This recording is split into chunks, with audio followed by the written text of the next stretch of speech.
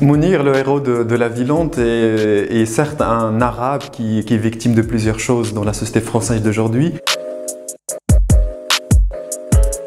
Mais moi, en tant que romancier, en tant qu'écrivain, ça ne m'intéresse absolument pas de présenter un personnage totalement et uniquement défini à partir de son statut de victime.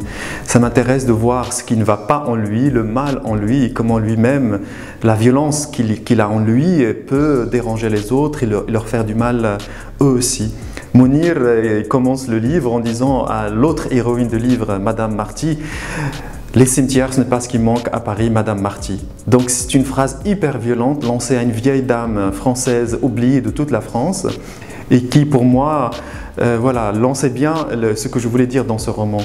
Mounir est certes victime de quelque chose, mais il n'est pas du tout défini à partir de son statut de victime.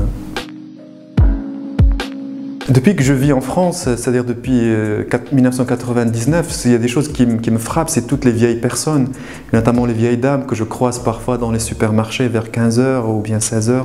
Elles sont souvent là seules, on a l'impression qu'elles sont perdues entre les rayons des supermarchés et qu'il n'y a personne qui s'occupe d'elles réellement. Je ne voulais pas que ce livre soit seulement du côté d'un seul invisible, Mounir. Il y a d'autres personnes invisibles et invisibilisés dans la France d'aujourd'hui. Et justement, Madame Marty et Mounir, dans un premier temps, alors qu'ils se ressemblent tant, au lieu de s'unir, ils commencent le livre et l'histoire par un affrontement terrible.